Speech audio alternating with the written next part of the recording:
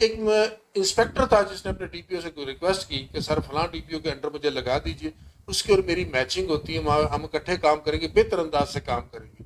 तो उसी की ख्वाहिश पर वहां उसे भेज दिया जाता है, लेकिन चंद दिन के बाद कुछ एक पुलिस मुकाबला होता है और वो इंस्पेक्टर शहीद हो जाता है। बिस्मिल्लाहिर्रहमानिर्रहीम। मेरे चैनल के मौजूद सामीनों, जिस टॉपिक पर आज आपसे मैं बात करता हूँ कि एक दोस्त ने भी मुझसे सवाल किया था कि हमारे मुआशरे में कुछ रिश्ते इंतहा के कामयाब होते हैं और कुछ नाकाम हो जाते हैं, उसकी क्या वजूहात है, आप इस मौजू पर भी थोड़ा सा हमें बयान कीजिए।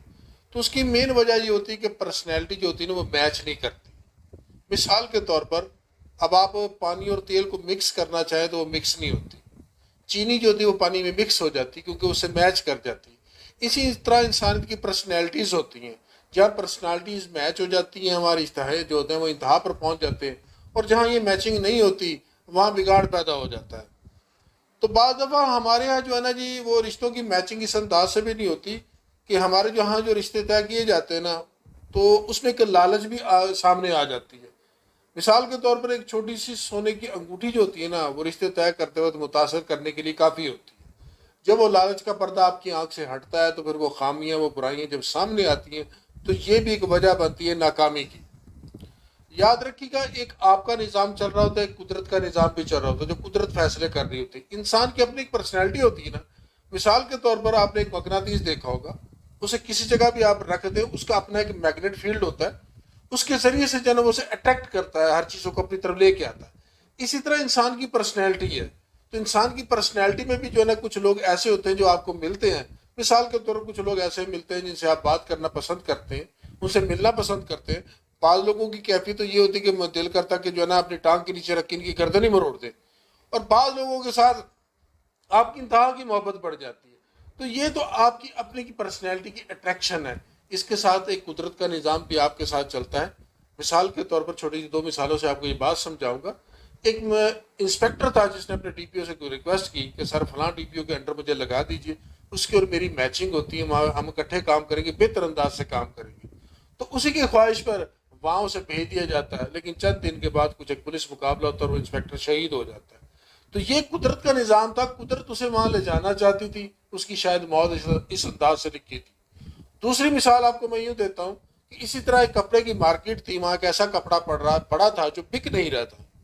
उन्होंने अपने किसी मिलने वाले से बात की कि यार हमारा ऐसा कपड़ा पड़ा है, आप इसे उठा लीजिए, जितने मर्जी आप कम रेट दे दीजिएगा। यकीन मानिए वो कपड़ा उन्होंने यानी कि कूड़े का भाव खरीदा। चंद दिन बढ़े कि उस कपड़े की डिमांड मार्केट में बढ़ गई, उनका वो सारा कपड़ा बिक गया। तो उन्हें जो प्रॉफिट हो गया उनसे उनकी एक लाइफ बन गई, एक जिंदगी बन गई। तो लिहाजा ये जो फैसले की घड़ी होती है ना, एक तारीख साज घड़ी होती है। तो आपने वहां फैसला अपनी बेहतरीन सोच के साथ करना। आगे मैं बताऊंगी कि कुदरत किन लोगों को नवाजती है।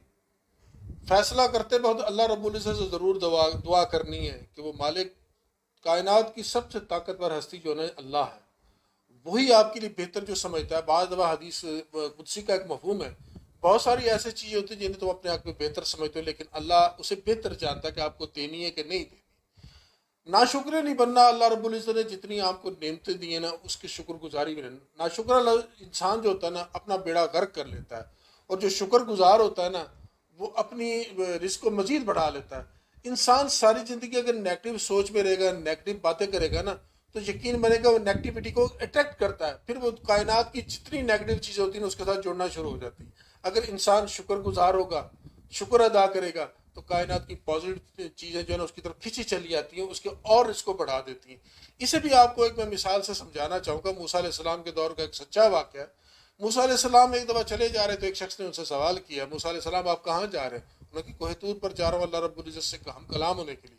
तो उस शख्स ने एक सवाल किया कि ए मूसा, जब आप कोह तूर पर जाना तो वहाँ अपने रब से कहना कि उसने मुझे बहुत कुछ दे दिया, अब बस कर दे। थोड़ा सा आगे चले, एक आदमी था जिसके बदन पर सिर्फ एक ही कपड़ा था। उसने भी मूसा अलैहिस्सलाम से कहा कि मूसा अलैहिस्सलाम, अगर आप अल्लाह से बातें करने जा रहे हैं तो अल्लाह रब्बुल इज़्ज़त से एक बात कीजिएगा कि क्यों मुझे इस हाल में रखा हुआ, क्यों मेरा बेड़ा गर्क किया, मुझे क्यों नहीं देता, क्या वजह, ये मेरे साथ ही ऐसा होना था। जब मूसा अलैहिस्सलाम वापस लौटे तो आके उन दोनों के जवाबात लेकर आए।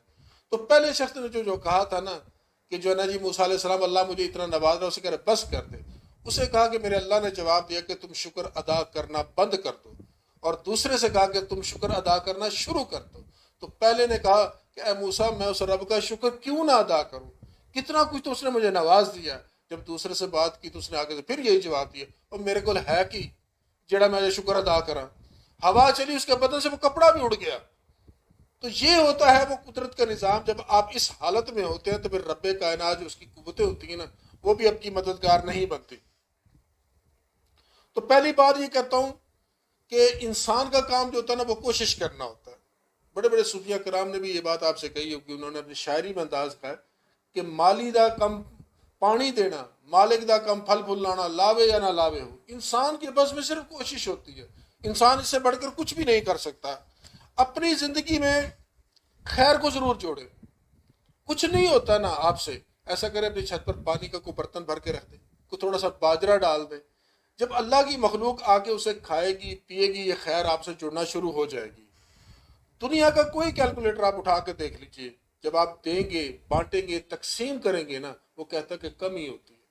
लेकिन अब रूहानी नज़र से और जो अल्लाह रब्बुल इज़्ज़त के रिज़्क़ को अगर बांटना शुरू करेंगे तो अल्लाह का निज़ाम ये कहता है कि कमी नहीं हुई, ये बढ़ेगा और ये लौट कर आएगा। मौजूद सामीन, शुक्रगुजारी बढ़ाए अपनी फीलिंग से, अपने किरदार से। ये पूरा का पूरा निज़ाम जो होता है ना, वो ज़रूरियात ज़िंदगी से जुड़ा हुआ है। मिसाल के तौर पर इम्तिहान में आप पास होते हैं, मिठाई खरीदते हैं, पैसे मिठाई वाले के घर जाते हैं। गाड़ी आपकी पंचर होती है, पैसे उस पंचर लगाने वाले के घर में जाते हैं। दुनिया का सारा निज़ाम इसी तरह चला। अगर एकदम आपकी सारी ज़रूरतें पूरी हो जाए, ये निज़ाम जैम हो जाएगा। हाँ, जहाँ आपको समझ आ जाए ना, उसे कबूल कर दे। हर जगह अपनी अकल को मत लगाया कीजिए, अपने रब की रज़ाकियत को कबूल कर लीजिए। एक छोटी सी मिसाल को आपसे समझाना चाहता हूँ, आखिरी बात करूँगा और इस टॉपिक को क्लोज करूँगा। वो ये है कि कहते हैं कि बड़ी मशहूर कहावत है, अगर छत गिरने लगे ना मकान की तो फ़ौरन वहाँ से भाग जाओ, अगर आसमान गिरने लगे तो रुक जाओ, क्योंकि गिरना तो सब ने पर गिरना और सभी ने मरना। इन्हीं अल्फाज के साथ आपसे इजाज़त चाहूँगा। इंशाल्लाह फिर मिलूंगा किसी नए टॉपिक के साथ। तब तक के लिए वस्सलाम।